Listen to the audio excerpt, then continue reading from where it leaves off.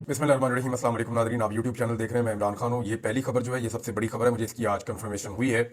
और ये वो लोग हैं जो ज़्यादा अपनी खबरों के हवाले से मशहूरी नहीं करते और चीज़ें नहीं बताते कि एक्चुअली इन्होंने क्या रोल प्ले किया है। ये बहुत सारे अनसंग हीरोज़ हैं। ये बहुत सारे लोग ऐसे हैं जिन्हें आप जानते भी नहीं हैं, जो आपको सामने दिखाई भी नहीं देते, और वो ओवरसीज़ पाकिस्तानी कहीं ना कहीं काम कर रहे होते हैं। यानी साजिद तारड़ आजकल पाकिस्तान तरीके इंसाफ से बहुत तंग है।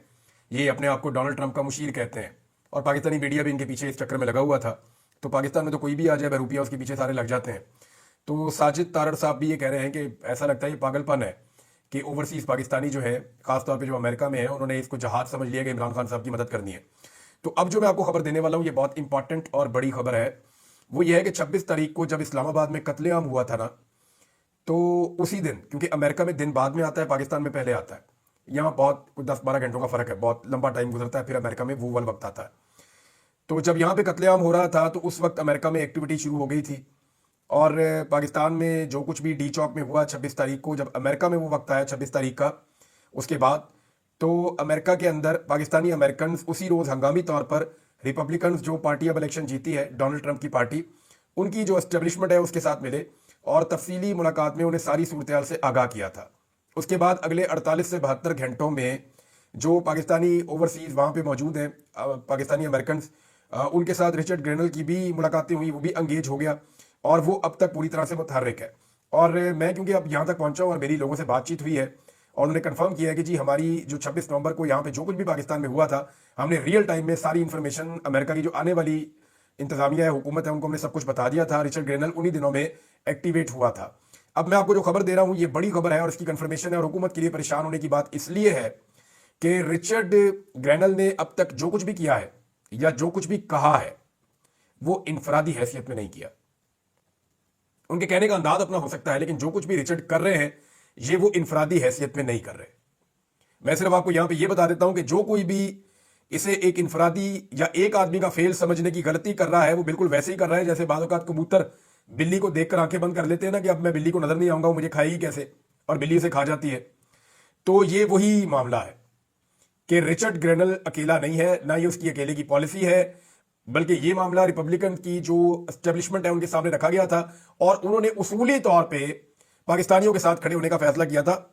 स्पेशली ये जो इंसानी हकूक की खिलाफ वर्जियों के मामला हो रहे हैं पाकिस्तान में, इस हवाले से अब इस पे जो है वो हुकूमत बहुत परेशान है और इतनी परेशान है कि उन्होंने एक नया बयानिया बनाना शुरू कर दिया है। इस बयानिया को मैं वन लाइनर में आपको अगर समझाऊं तो वो ये है कि जब भी पाकिस्तान के ऊपर बाहर से इंसानी हकूक की खिलाफ वर्जियों के हवाले से कोई दबाव आएगा तो पाकिस्तानी हुकूमत उसको करार देगी पाकिस्तान के एटमी असासों पर हमला। मिसाल के तौर पे मुझे गायब कर दिया गया, किसी और सहाफ़ी को खुदा न खास्ता गायब कर दिया गया, किसी शख्स के ऊपर झूठा मुकदमा बना दिया गया, लोगों को गोलियां खुदा न खास्ता मार दी गई, या कोई भी जुल्म और जबर पाकिस्तान में पाकिस्तान की मौजूदा हुकूमत जब भी करेगी तो बाहर से दुनिया से जब भी उसके खिलाफ आवाज़ उठाई जाएगी तो पाकिस्तानी हुकूमत अब ये करेगी, देखिए जी हमारे एटमी असासे खतरे में पड़ गए, देखिए जी हमारी कौमी सलामती खतरे में पड़ गई।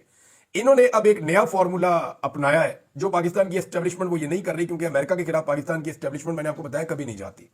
वो कभी भी अमेरिका के खिलाफ पाकिस्तान की मिलिट्री एस्टेब्लिशमेंट स्पेशली कभी नहीं जाएगी।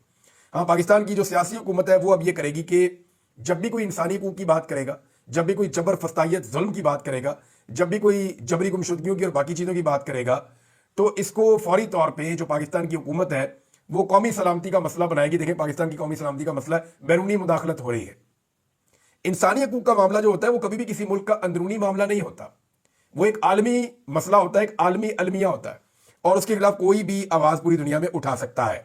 हाँ, हुकूमतें गिराना, हुकूमतों को बदलना, अपनी मर्जी के बंदे लाना, किसी मुल्क के अंदर अड्डे छीन लेना, ड्रोन हमले उस मुल्क के अंदर होना, उस मुल्क के अंदर ऐसे ऑपरेशन होना जिससे उस मुल्क के अमन व अमान को खतरा हो रहा हो, या उस मुल्क की पॉलिसीज को बनाना, ये वो सारी चीजें हैं जो गलत है।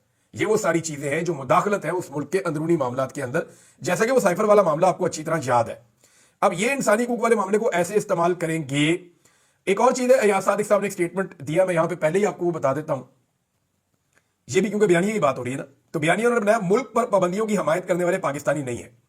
एक तो अयाज सादिक साहब, पाकिस्तान में किसी ने भी इन जो पाबंदियां लगी हैं इनकी हमायत नहीं की।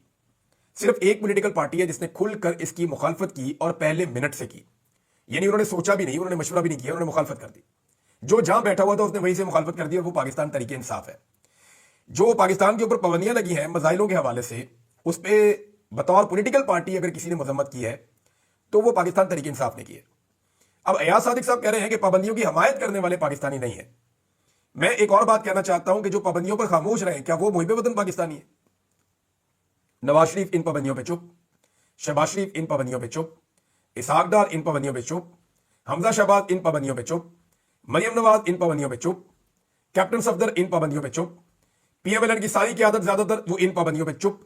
तो क्या ये चुप रहने वाले, जब पाकिस्तान के साथ ज्यादती हो रही है इसके ऊपर जो लोग खामोश रह रहे हैं, क्या वो मुहिब वतन पाकिस्तानी है, या वो लोग मुहिब वतन पाकिस्तानी है जो इन पाबंदियों के खिलाफ आवाज उठा रहे हैं? ये बात मैंने सवाल में से उठाया, इदारों में बैठे हुए लोग भी सोचे हैं कि उन्होंने किस तरह का तजुर्बा किया है। मजा तो बहुत आ रहा होगा उन्हें।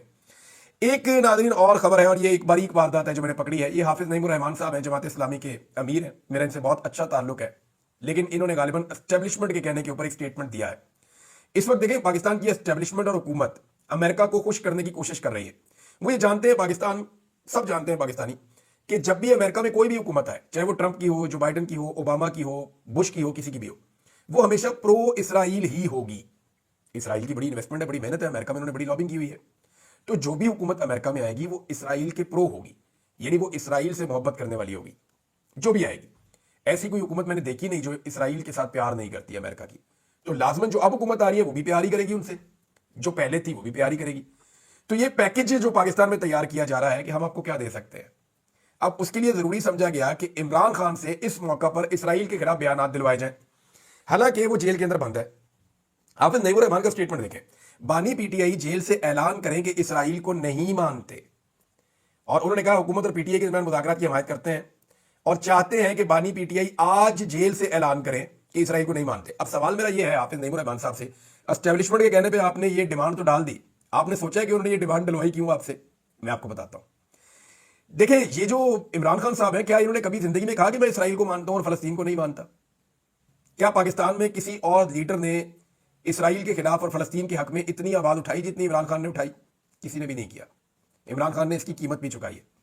मौजूदा हुकूमत के वफादार जो है वो इसराइल में जाते हैं अपना वफ्द लेकर। हुकूमत में जो बैठे हुए लोग हैं, हाफिज नईमुर रहमान उनसे नहीं कह रहे कि इसराइल पे बात करो। कितनी बारीक वारदात है, देखें आप। जो हुकूमत के अंदर जमातें बैठी हुई है, हुकूमत के अंदर जो लोग बैठे हुए हैं, जो जाते हैं इसराइल के अंदर, उनके वफादार लोग इसराइल के अंदर अपना वफ्द लेकर भी जाते हैं, उनको हाफिज नईमुर रहमान नहीं कह रहे कि तुम कहो कि तुम इसराइल को नहीं मानते। वो जो आदमी जेल में बैठा हुआ है, जो बार बार ये बात करता है, उसको कह रहे हैं कि नहीं तू कह। वजह क्या है? हाफिज नईमुर रहमान साहब हक के साथ तो खड़े ही नहीं हुए। जब जब इसराइल के लिए, जब जब फलस्तीनियों के लिए मुजाहरा हुआ इस्लामाबाद में, और जो जुल्म और जबर हुआ मुश्ताक अहमद साहब के ऊपर, वहां कहां थे हाफिज नईमुर रहमान साहब? उन्होंने तो साथ नहीं दिया उनका, उन्होंने तो अपनी सियासत की। तो अब ये बारीक वारदात इसलिए डलवाई जा रही है कि पाकिस्तान का मौजूदा रजीम अमेरिका को ये कायल करना चाहता है, जी हम आपके लिए कर गुजरेंगे जो आप कहेंगे। ये इमरान खान नहीं करेगा, ये बात याद रखें। तो इस तरह की बारीक वारदातें डाल रहे, और इमरान खान वैसे भी नहीं करेगा, इमरान खान वैसे भी नहीं करेगा, ये सारी दुनिया जानती है। लेकिन इस वक्त ये एक बारीक वारदात है, मैंने आपको बता दी है, जो डाली गई है और डलवाई गई है हाफिज नईमुर रहमान साहब से कि जेल में बैठे हुए आदमी से गारंटियां मांगो। जो हुकूमत में बैठे हुए हैं उनसे किसी किस्म की कोई गारंटी मांगने की जरूरत नहीं है। नाज़रीन, एक शादी चल रही है, और नवाज शरीफ के पोते की, और शहबाज शरीफ के भी पोते ही लगे। मैंने उनकी तस्वीरें देखी हैं, सबके मुंह ही उतरे हुए हैं। यानी आप नवाज शरीफ का मुंह देख ले, शहबाज शरीफ का मुंह देख ले, पोते की शादी खुश हो जाओ। लेकिन हुआ यह है कि ये बेचारे बहुत बदमजा हो गए। इन्होंने अपनी सारी मकबूलियत को अपने हाथों से आग लगा दी। अब लोग इनसे प्यार ही नहीं करते। यानी अपनी शादी और ऐसे त्यौहार होते हैं जिनमें सब लोग खुश होते हैं, लेकिन अगर आप नवाज शरीफ की तस्वीरें निकाल कर देखें तो हालत ये हो गई है उनकी कि वो, उनके चेहरे पे खुशी नजर ही नहीं आ रही। शादी के अंदर भी वो गुआची गां की तरह उदास उदास फिर रहे हैं। वजह क्या है? वजह यह है कि अब इन्होंने अपनी पार्टी की वो हालत कर दी है कि ये एस्टेब्लिशमेंट की मदद के बगैर अपने काउंसलर्स को भी इलेक्शन नहीं जितवा सकते। ऐसा बेड़ा गर्क किया मियां नवाज शरीफ साहब ने और उनकी बेटी ने अपनी पॉलिटिकल पार्टी का। और ये क्योंकि घर की पार्टी है तो उन्हें लगता है कि हमारी पार्टी, हम जो मर्जी करें। बाकी जो बेचारे पार्टी के अंदर खून दे दे के, जाने मार मार के, डंडे खा खा के, जिन लोगों ने बड़ी जद्दोजहद की है, जो लोग थक गए पार्टी का साथ दे दे के, उनका कोई स्टेक नहीं है। एक घर की जो है पॉलिटिकल पार्टी है। राणा सनाउल्लाह साहब ने एक मुतालबा और एक ख्वाहिश का इजहार किया कि नवाज, जरदारी और इमरान खान साथ बैठ जाए तो 70 साल के मसाइल 70 दिनों में हल हो जाएंगे। ये बात बिल्कुल ठीक है। अगर ये तीनों लोग बैठ जाएं और बाकी लोग भी बैठ जाएं और वो ये फैसला कर लें, फजल रहमान को भी ले लें, सारी पॉलिटिकल क़यादत बैठ जाए, जितने भी बुरे हैं भाई, सियासतदान तो है ना, आवाम का वोट तो मिलता है ना, चले किसी को 10 वोट भी मिलते हैं, क्योंकि 10 बंदे तो उसके पीछे खड़े हैं ना। ऐसा तो नहीं है कि बंद कमरे के अंदर फैसला किया और पेल दिया पकड़ के, ये तो नहीं है ना। सियासतदान है तो बैठे और बैठ के फैसला करेंगे भी हम आज के बाद एस्टेब्लिशमेंट का सियासत के अंदर से किरदार जीरो कर रहे हैं। آج کے بعد فوج کا ہم نے سیاست میں کردار ہونے ہی نہیں دینا. اس بات کو پوری طرح سے اگر یہ لوگ کلیئر کر دیتے ہیں تو یہ پاکستان کی بہت بڑی فتح ہوگی. لیکن یہ سارے اکٹھے ہوں گے کیسے؟ لیکن اس وقت ان کے پاس چوری کا مال ہے, زرداری صاحب کے پاس بھی اور نواز شریف صاحب کے پاس بھی. اگر یہ عمران خان صاحب کے ساتھ بیٹھنا چاہتے ہیں, جو ان کی بہت پرانی اور بڑی خواہش ہے کہ کسی طرح یہ عمران خان کے ساتھ بیٹھ کے ان کے ساتھ بات کر کے اپنی عزت کو بڑھائیں, کیونکہ اس وقت عمران خان کی پبلک میں بہت عزت ہے, اللہ رب العزت نے دی ہوئی ہے, اور یہ ٹکے ٹوکری ہوئے ہیں. تو اگر یہ عمران خان کے ساتھ بیٹھنا چاہتے ہیں تو انہیں کم سے کم وہ چوری کا مال لوٹا دینا چاہیے فوراً. یعنی جو جعلی مینڈیٹ لیا ہوا ہے اس کو چھوڑ دیں. شہباز شریف سے کہیں جی اسمبلیاں تحلیل کر دیں, مریم نواز سے کہیں جی یہ جعلی حکومت چھوڑ دو, زرداری صاحب اپنا صدارت کا جو جعلی ہوتا ہے ان کو جعلی سیٹوں کے ساتھ ملا ہوا وہ چھوڑ دیں. تو یہ جعلی حکومتیں ختم کرنے کے بعد عمران خان کے ساتھ جا کر بیٹھ جائیں اور بیٹھ کر الیکشن کمیشن کی تشکیلیں نو کر دیں. 70 دن کیا 70 گھنٹے کیا, یہ تو 70 منٹ کا کام ہے. چیزیں تو سب کو پتا کرنی کیا ہے. الیکشن کمیشن کی تشکیلیں نو کر دیں, اس کو بہتر کر دیں فوری طور پہ سارے مل کر. جو باقی چیزیں ٹھیک کرنی ہیں ان سب کو ٹھیک کر دیں. پاکستان میں نئے فری اینڈ فیئر الیکشنز کا اعلان کر دیں. اسٹیبلشمنٹ کو سیاست سے دھکا دے کے ہمیشہ کے لیے باہر نکال دیں. آئین کو اس کی اصلی حالت میں بحال کر دیں. پاکستان میں رول آف لا کو امپلیمنٹ کر دیں. پاکستان کے اندر احتساب کا ایک بہتر نظام بنا دیں تاکہ آئندہ جو بھی غلط کرے گا وہ پکڑا جائے گا.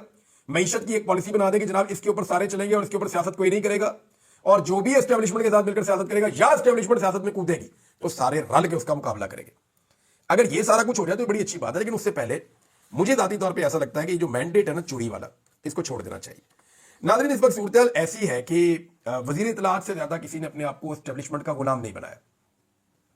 یعنی جو اگر وزراء کے اندر اگر آپ جوتے پالش کا مقابلہ دیکھیں تو سب سے بہترین زبردست انفارمیشن منسٹر نے کی ہے, کیونکہ 3 بڑے allegations D G I S P R نے لگائے تھے اپنی پریس کانفرنس میں, جن کے اوپر بڑا رولا پڑا تھا. Number 1, D G I S P R نے خیبر پختونخوا حکومت کی گورننس کے اوپر آواز اٹھائی تھی. نمبر 2, جو گولیاں چلائی گئیں وہ مظاہرین پہ ڈال دیا کہ انہوں نے چلائی تھیں. نمبر 3, انہوں نے کہا جی تحریک طالبان پاکستان کو پاکستان کے اندر عمران خان صاحب ضد کر کے لے کر آئے تھے اور ان کی وجہ سے جو دہشت گردی ہو رہی ہے وہ ہوئی, انہوں نے یہ کہا. اب ان میں سے دیکھیں 2 معاملات تو بڑے کھل گئے. یہ جو ٹی ٹی پی والا معاملہ یہ تو ایسا کھل گیا کہ اس کے اوپر پہلے ذرا رکے ذرا, ٹی ٹی پی والے معاملے میں خواجہ آصف کا ایک ٹویٹ ہے وہ آپ کو اس کے فوراً بعد میں بتاتا ہوں, وہ کھل گیا. اس کے بعد جو دوسرا معاملہ تھا گولیاں چلانے والا, سارے ثبوت لوگ سامنے لا کر انہوں نے رکھ دیے اور دودھ کا دودھ اور پانی کا پانی کر دیا. اب گورننس خیبر پختونخوا کا معاملہ, اس کے اوپر وائٹ پیپر جاری کر دیا عطا تارڑ نے. عطا تارڑ نے وائٹ پیپر جاری کیا. میرے خیال میں مجھے سننے کی آپ کو ضرورت نہیں, اب طارق متین صاحب کا ویلاگ نکالیں, انہوں نے پورا کا پورا پوسٹ مارٹم ہی کر دیا ہے. میں نے وہ سنا ہے, انہوں نے کمال ریسرچ کر کے اڑا کے رکھ دیا ہے سارا کا سارا وائٹ پیپر جو عطا تارڑ لے کر آئے تھے. لیکن اس وقت اگر بدترین کارکردگی کہیں پہ ہے پاکستان میں تو وہ فیڈرل گورنمنٹ کی اور پنجاب حکومت کی ہے, جنہوں نے مثالیں قائم کر دی ہیں. کشمیر کے اندر بھی جو وزیر اعظم لائے وہ ایک تحفہ, جس کو خواجہ سعد رفیق نے کہا تھا کہ یہ کیا تحفہ لا کے بٹھا دیا, وہ ٹھیک کہہ رہے تھے بیچارے, تو اس نے بھی جو تباہی پھیری ہوئی. تو اگر پاکستان تحریک انصاف وائٹ پیپر خود نہیں لا سکتی ان کے خلاف تو یہ تو نکما پانی ہے نا. تحریک انصاف اس وقت وہ پاپولیرٹی انجوائے کر رہی ہے جو عمران خان کی وجہ سے پارٹی کو مل رہی ہے, تو وہ کہتے ہیں ہاتھ پہ ہاتھ رکھ کے بیٹھو, کام ہی نہیں کرنا. اب یہ رسپانسبلٹی جو پنجاب کے اندر جو اپوزیشن ہے پی ٹی آئی کی, ان کی ہے کہ وہ وقتاً فوقتاً ان کو نہ صرف بے نقاب کرے بلکہ پورا ایک وائٹ پیپر جاری کرے سال کے اختتام پہ کہ جناب یہ بیڑا غرق انہوں نے اس ملک کا کر دیا اور اس صوبے کا انہوں نے کیا حال کر دیا. یعنی ہر چیز میں انہوں نے عمران خان کی نقل کر دی. اب وہ کٹے بچے عمران خان صاحب کا کو یاد ہے, ایک پروگرام تھا جس کا مریم نواز بہت اور مریم اورنگزیب اور باقی سارے بہت مذاق اڑاتے تھے کہ عمران خان گائیاں ویسے کیوں دیتا ہے لوگوں کو, اور یہ اس کے ساتھ معیشت کیا ٹھیک ہو جائے گی. تو اب مریم نواز نے بھی وہی پروگرام جو ہے وہ اپنا لیا ہے اور اس پروگرام کے جو اشتہارات ہیں وہ چھپنا شروع ہو گئے. مریم نواز بھی اب گائیاں بانٹیں گی. عمران خان صاحب کا جو ویژن ہے نا, اس کی ایک ایک چیز کو یہ مل کر اب آہستہ آہستہ فالو کر رہے ہیں. اچھا جی, میں آپ کو یہ بتا رہا تھا کہ بدترین کارکردگی کے باوجود یہ پاکستان تحریک انصاف کی ذمہ داری ہے نا کہ وہ وائٹ پیپر جاری کرے. وہ بتائیں کہ معیشت کا کیا کباڑا کیا شہباز شریف نے, وہ بتائیں نا کہ گروتھ کہاں پہ چلی گئی, وہ بتائیں نا جی ڈی پی کے ساتھ کیا ہوا, وہ بتائیں نا پاکستان میں عام آدمی کی معیشت کا کیا ہوا, وہ بتائیں نا پاکستان کے اندر اس ایک سال کے اندر مہنگائی کتنی بڑی اور کس چیز کی قیمت میں کتنا اضافہ ہوا. پھر وہ تقابلی جائزہ کریں عمران خان کے دور کے ساتھ. تو وائٹ پیپر جاری کرنا ایکچولی اپوزیشن کا کام ہوتا ہے, لیکن یہاں ایک عجیب روایت ہے کہ حکومت اپوزیشن کی جماعت کے ایک صوبے کے اندر جو حکومت ہے اس کے خلاف وائٹ پیپر جاری کر رہی ہے. آپ اندازہ کریں کتنی اگریسو حکمت عملی ہے موجودہ حکومت کی, اور دیوار کے ساتھ لگے ہوئے ڈرے اور سہمے ہوئے ہیں پاکستان تحریک انصاف کی لیڈرشپ. حالانکہ کارکن ان کے بڑے تگڑے ہیں, وہ سوشل میڈیا کے اوپر جواب بھی دیتے ہیں, لیکن لیڈرشپ جو ہے وہ ان کو یہ کام کرنا چاہیے تھا, وہ نہیں کر پائے. سول نافرمانی کی تحریک کے اوپر میں نے آپ کو پہلے کہا تھا کہ اس سال ریمیٹنسز آئے ہیں. ان کی وجہ یہ ہے کہ پاکستان میں حالات بدترین تھے, زمینوں کی قیمتیں بالکل زمین پہ چلی گئیں, کوئی خرید و فروخت نہیں ہو رہی تھی, تو اس لیے لوگوں نے زمینیں, بند ہونے والی فیکٹریاں اور بہت ساری چیزیں باہر سے پیسہ بھیج کر خریدی ہیں تاکہ جب حالات ٹھیک ہوں گے تو ہم ان کو استعمال کر لیں گے. تو اس لیے ریمیٹنسز کچھ زیادہ آئے ہیں پاکستان میں. لیکن یہ سب عمران خان صاحب کی کال سے پہلے تھا. اب کال عمران خان صاحب کی اس ہفتے آئی ہے اور اسی ہفتے یہ سال ختم ہو گیا. तो उस डेटा की बुनियाद के ऊपर अब सारे कह रहे हैं नहीं जी नहीं, देखें ये पता चलेगा जब जनवरी का पूरा महीना अगर ये कॉल रहती है, इमरान खान साहब इसको वापस नहीं लेते और पूरा महीना अगर ये कॉल चलती है, तो पिछले साल के जनवरी के डाटा के साथ आप इस साल के डाटा को कंपेयर करेंगे, आपको पता चल जाएगा कि इमरान खान साहब की कॉल कामयाब हुई है या नहीं हुई है। बड़े आराम से आपको पता चल जाएगा, आपको कुछ और करना भी नहीं पड़ेगा। आमिर मुगल साहब ने नादरीन एक बहुत बड़ा दावा किया है और मैं आपको पढ़ के सुनाना चाहता हूं।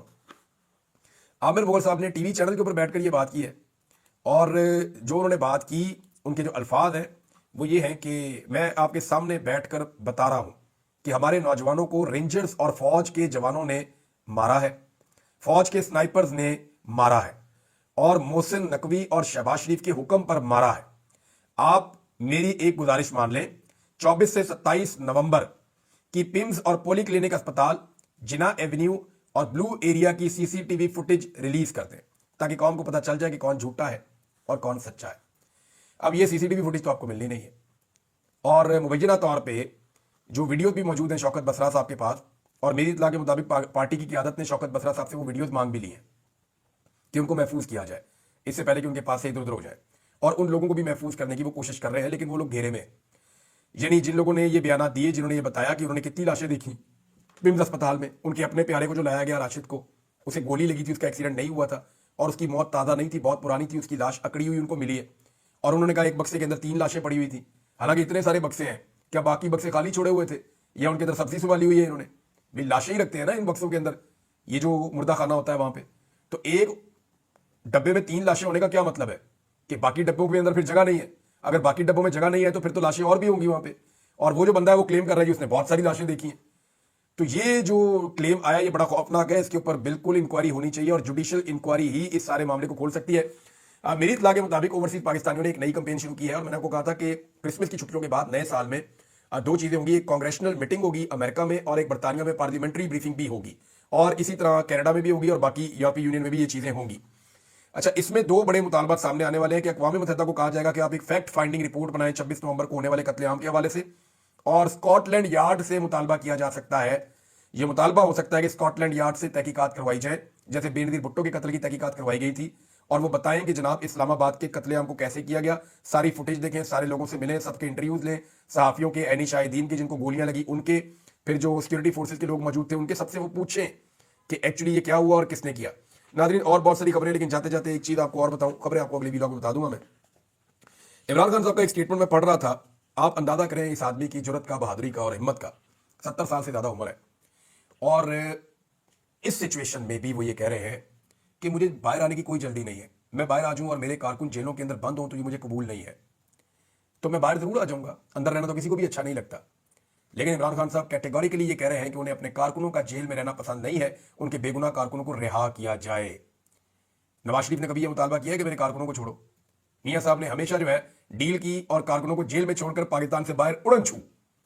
यानी कारकुन बेचारे थे डंडे खा रहे हैं, जलील हो रहे हैं, बेड़ा गर्क हो गया उनका, मियां साहब ने डील मारी, ओ गए, मुड़ के भी नहीं देखा। इस दफा भी ये किया मियां साहब ने। तो मियां साहब हमेशा कारकुनों को छोड़कर चले जाते हैं, फिर कारकुन मियां साहब को छोड़ते हैं तो मियां साहब कहते हैं मैंने मुड़ के देखा कोई नहीं था। और मियां साहब कौन क्यों खड़ा होगा आपके लिए? आप कभी लोगों के लिए खड़े ही नहीं हुए। अब तक के लिए इतने, अपना ख्याल रखिएगा, अपने चैनल का भी। अल्लाह हाफिज़।